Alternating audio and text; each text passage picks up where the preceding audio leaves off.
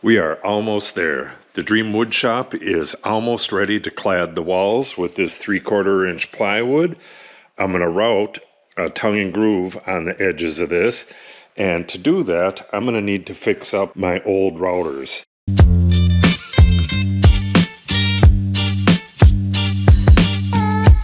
This one is a big 3 1/4 horse Porter Cable Speedmatic, but it has a horrible cord.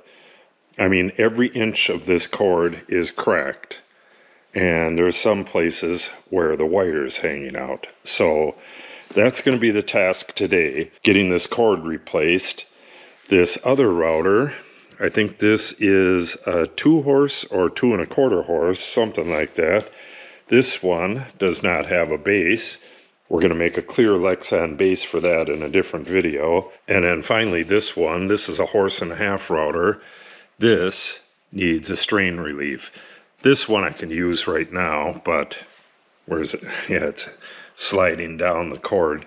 The cord is just fine. This strain relief, on the other hand, is pretty much shot. We're going to leave these two for another day. Today we're going to focus on this. We're going to replace the cord, and with any luck, we'll replace this strain reliever as well. I don't have a workbench yet, so we're going to be working right on top of the plywood. This looks like it's going to be fairly easy, but looks can be deceiving. It looks like we just have the 4 screws right here, and we should be able to take half of this handle off.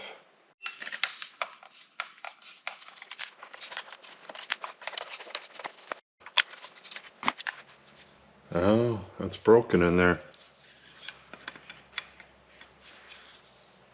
Well, that's not good. Alright, we're going to be able to work with it anyways. I looked online, and the only parts I could find for these were the switches. Pretty much everything else is not sold anymore.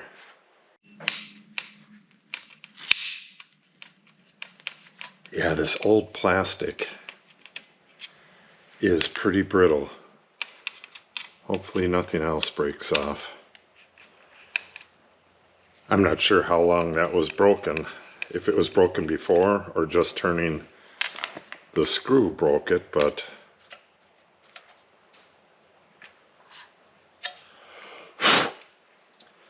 okay. So we have the white wire to the right and black to the left. This only has 2 wires. This is not a grounded plug. The replacement plug I got is grounded, so I'll just clip off the ground wire. Here's the replacement. And I'm going to have to get this on there. And like I said, hopefully I can get that other strain reliever on there. Otherwise, I'll just put this one back on.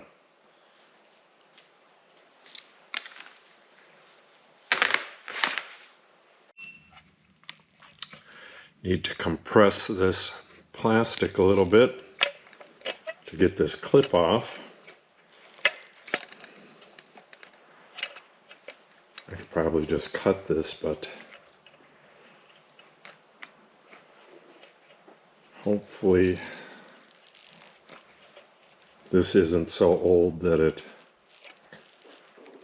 it's gonna fall apart. This router, oh, there we go. This router is, I estimated, 35 years old. Now this comes apart, and we'll have to put it on the new one.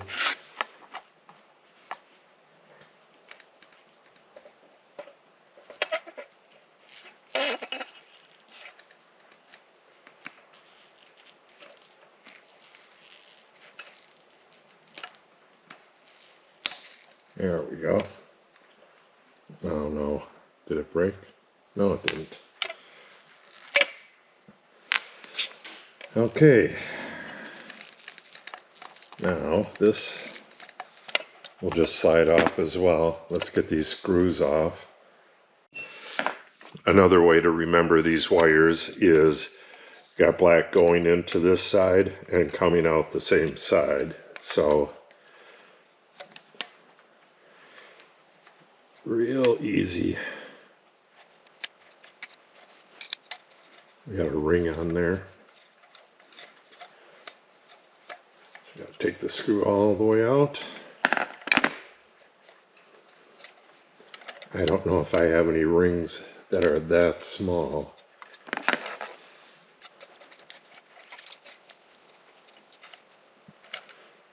Okay, now pull this off.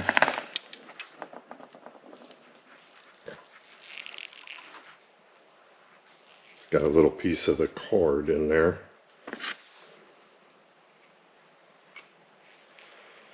Yeah, this router has seen a massive amount of work over the years, but it hasn't been used for the last 10 years. It's been sitting in storage, so kind of deteriorated. Well, it's mostly age. Let me show you this cord closer up. Again, it's not grounded, but all along the length of it, all 10 feet of it, is cracked like that. And it's actually worse towards the router itself.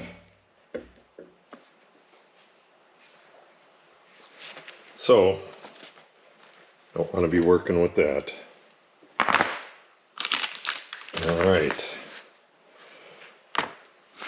See how long these wires are, and cut these wires, or peel it back to the same.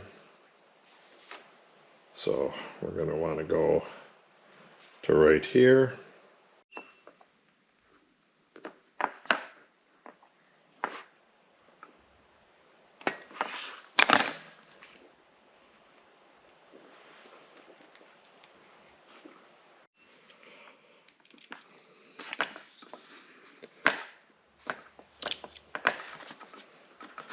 This cord is going to be a hair bigger than the one it's replacing, so hopefully my stop works on it. Kind of worried about that because this has the extra wire in it.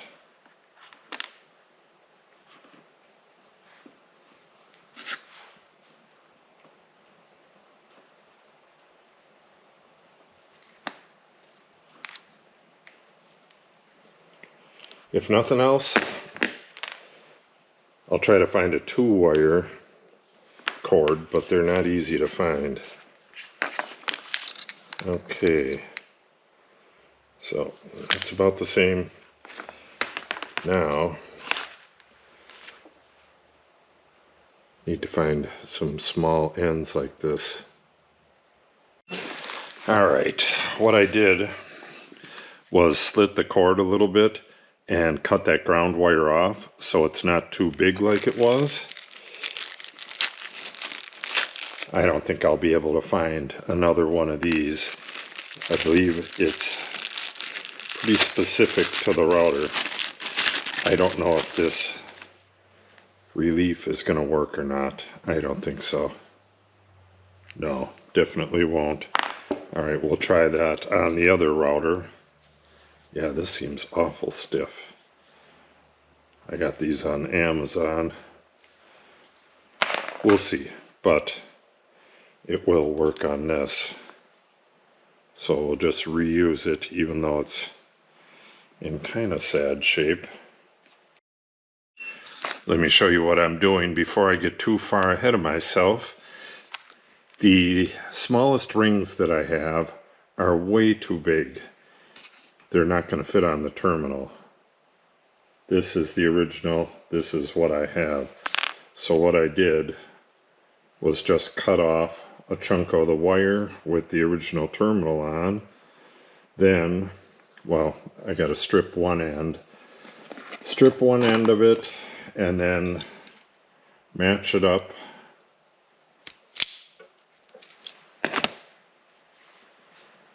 match it up with the cord, and then I'll cut this right here, and then I'll trim the end on this.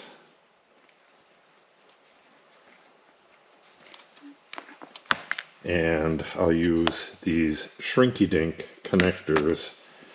Not exactly sure what these are called, but you twist the wires together. You get this on there like that. You twist the wires together, then pull this over it and heat it up, and this is what you end up with. Both the plastic and this little metal ring on the inside shrink and connect it really nice and tight. So let's get this one done, and then we'll put this thing back together.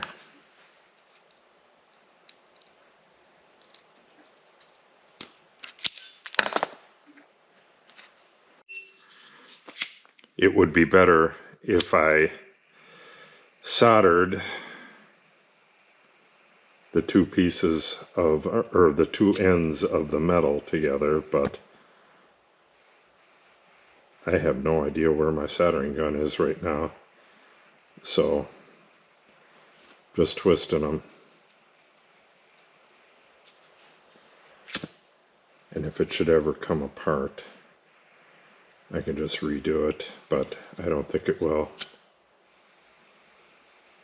This makes a really nice tight splice. Well, I gotta wait for it to dry or cool off. And as you remember from taking this apart, gotta do this off the machine. Connect the wires. Yeah, the mother wires would have never went on here.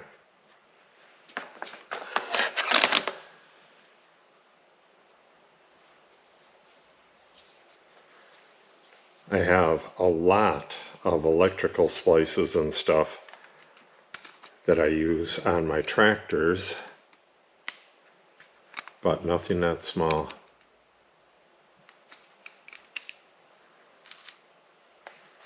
Nice and tight.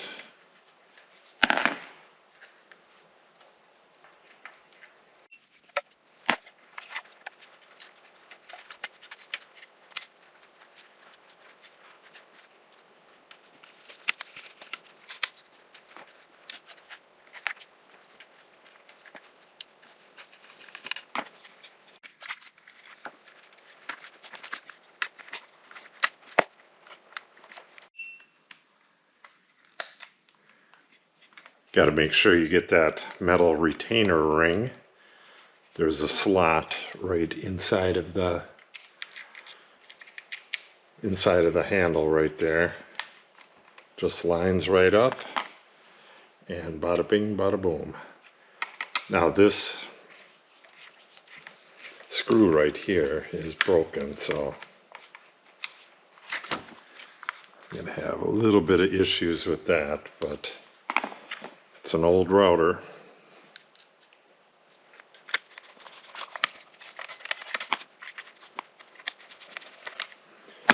Okay, let's test this out.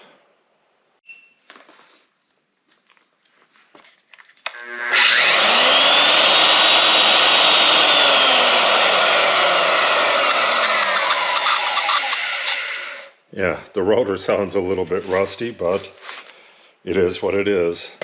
We got the cord fixed. Okay, brand new cord. Everything went about as well as can be expected. I put a little piece of electrical tape over that little crack right there, or little gap. Unfortunately, that stalk, that screw stalk, broke off on the inside. And like I said, I have no idea how long that's been broke, but it probably broke as soon as I put the screwdriver in there and started turning it. Old plastic has a way of doing that, but it does have 3 screws in there, and it's really nice and firm, so I don't think that's going to be any problem. Having this nice brand new flexible cord is going to be really nice. This thing is just completely shot. It's cracked along the entire length. I could have took electrical tape and went over the whole thing. I've actually seen that done before, but that's such a garbage way of doing it. It's only about $6 for a new cord, so why not put a new cord on it?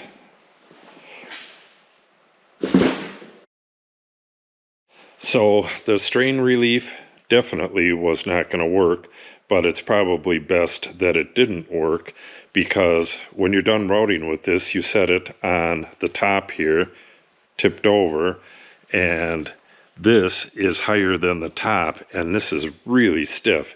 I had to buy 2 of these when I bought them. This is the other one, so I figured I'd try to put one on this router as well, but I do think it probably will work on this router. It's not a rush to get this router done, so we'll see on that. This will be the next router. I have a sheet of polycarbonate, Lexan brand, right here. And the next video, I'm going to show you how to cut one of these and drill it and all that stuff and make a nice new base for it.